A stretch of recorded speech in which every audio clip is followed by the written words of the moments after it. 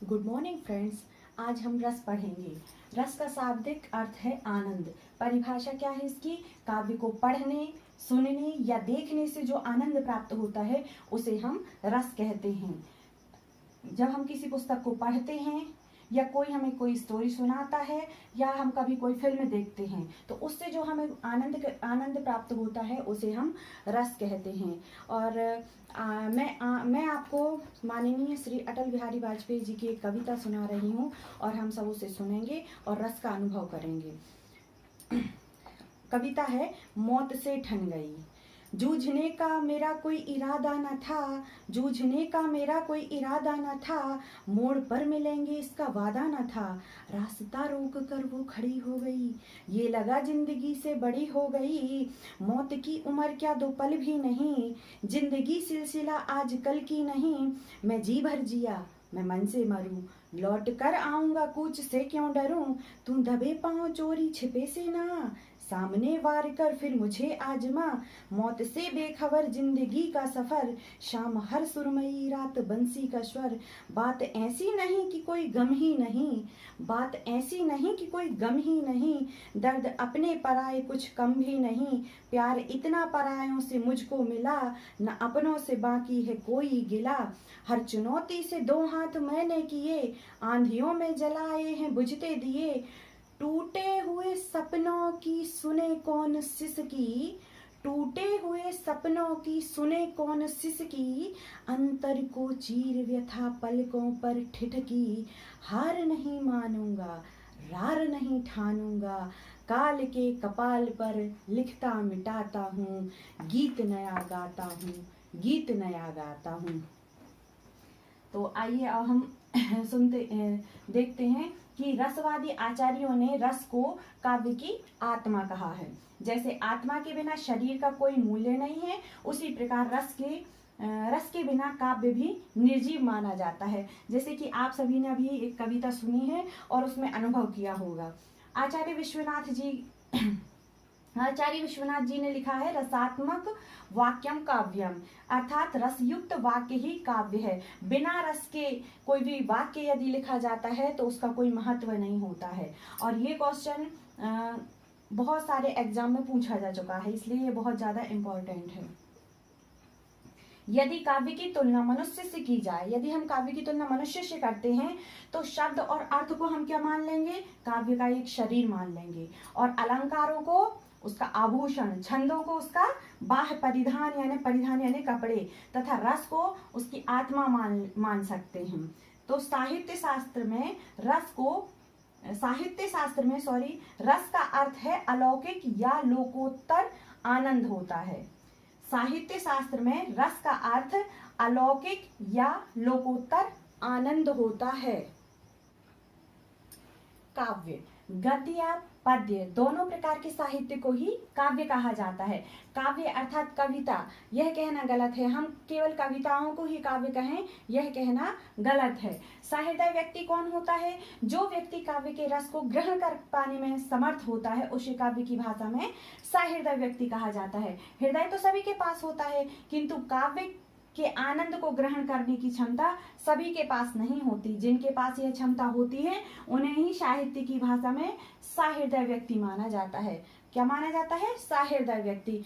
जैसे कि दो व्यक्ति एक मूवी देख रहे हैं, एक व्यक्ति कभी कभी अचानक से हंसने लगता है, कभी कभी अचानक से थोड़ा सा दुखी हो जाता है, परंतु दूसरे व्यक्ति के ऊपर कोई प्रभाव नहीं होता। तो जो पहला व्यक्ति है वो कैसा व्यक्ति है? सहृदय व्यक्ति है। अब रसानुभूति क्या कहलाती है?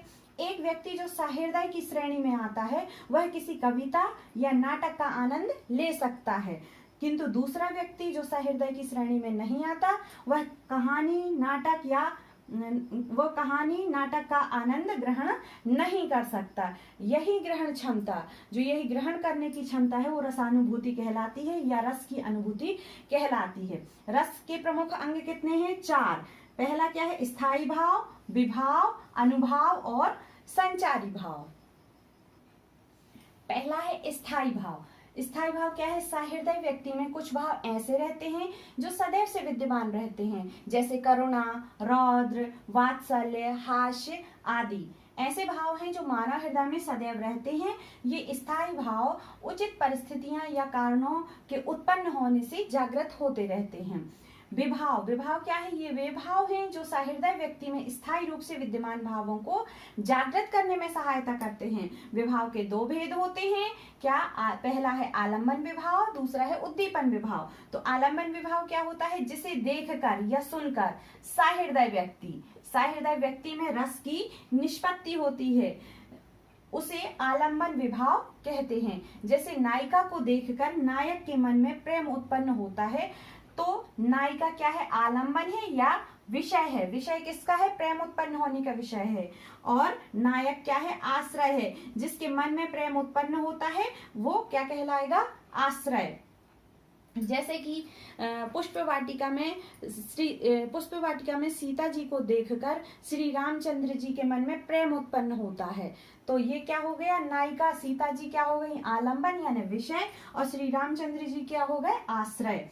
उद्दीपन विभाव, उद्दीपन विभाव क्या है? आलम्बन की चेष्टाएं एवं आसपास का वातावरण जो स्थायी भाव को उत्तेजित करता है, उद्दीपन कहलाता है। तो जो सीता जी है वो बहुत सुंदर है, बहुत सुंदर दिख रही हैं, और जो पुष्प वाटिका में फूल है वो भी रंग बिरंगे हैं, वहाँ का माहौल बहुत अच्छा है और सुगंधित पुष्प हैं। तो जो ये आसपास का वातावरण है वो स्थायी भाव को उत्तेजित करने में मदद कर रहा है, यानी मदद करता है, तो वो क्या कहलाएगा? उद्दीपन कहलाता है। उद्दीपन विभाव क्या है? आलम्बन की चेष्टाएं एवं आसपास का वातावरण जो स्थायी भाव को उत्तेजित करता है, उद्दीपन कहलाता है। अनुभाव, तीसरा है अनुभाव। अनु का अर्थ है पीछे। अनु का अर्थ क्या है? पीछे। जो भाव विभावों के पीछे चलते हैं उन्हें अनुभाव कहते हैं। जैसे कि क्षोभ और शोक से आक्रांत होने के कारण आश्रय के द्वारा अश्रुपात करना, उत्साह में खुशी से भर जाना।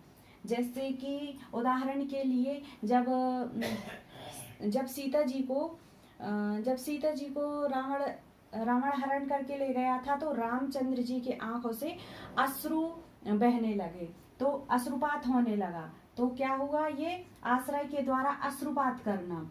अनुभाव क्या कहलाता है? अनु का अर्थ है पीछे। जो भाव विभावों के पीछे चलते हैं उन्हें अनुभाव कहते हैं। क्षोभ और शोक से आक्रांत होने के कारण आश्रय के द्वारा अश्रुपात करना, उत्साह में खुशी से भर जाना, यानी श्री रामचंद्र जी भरत जी को देखकर उत्साहित हो गए, बहुत खुश हो गए। संचारी भाव क्या कहते हैं? संचारी भाव, इन्हें ही हम व्यभिचारी भाव भी कहते हैं। बाहरी कारणों के अतिरिक्त आश्रय के मन में कुछ मनोविकार भी उत्पन्न होते हैं। ये अस्थायी मनोविकार कुछ समय के लिए आते जाते रहते हैं। आना जाना यानी कि संचरण करना, इसी से इन्हें संचारी भाव कहते हैं, क्योंकि ये आते जाते हैं, स्थायी रूप से नहीं होते हैं। संचारी भाव की संख्या 33 मानी गई है, 33 मानी गई है, जो निम्न प्रकार है। पहला है हर्ष, विषाद, त्रास यानी भय या व्यग्रता, लज्जा जिसे ब्रीड़ा कहते हैं, ग्लानि, चिंता, शंका, असूया यानी दूसरों के उत्कर्ष के प्रति असहिष्णुता। 9वां है अमर्ष यानी विरोधी का अपकार करने की अक्षमता से उत्पन्न दुख। 10वां है मोह, 11वां गर्व, 12वां है उत्सुकता, 13वां है उग्रता और 14वां है चपलता। 15 है दीनता, 16 है जड़ता, 17 है आवेग, 18 है निर्वेद यानी अपने को कोसना या धिक्कारना, 19वां है धृति यानी इच्छाओं की पूर्ति या चित्त की चंचलता का अभाव, 20वां है मति, 21 है विबोध यानी चैतन्य लाभ, 22 है वितर्क, 23 है श्रम, 24 है आलस्य, 25 है निद्रा, 26 है स्वप्न, 27 है स्मृति, 28 है मद, 29 है उन्माद, 30 है अवहिथा हर्ष आदि भावों को छिपाना, 31 है अपस्मार यानी मूर्छा, 32 है व्याधि या रोग और 33 है मरण। रस तथा उसके स्थायी भावों के बारे में हम अगले वीडियो में चर्चा करेंगे।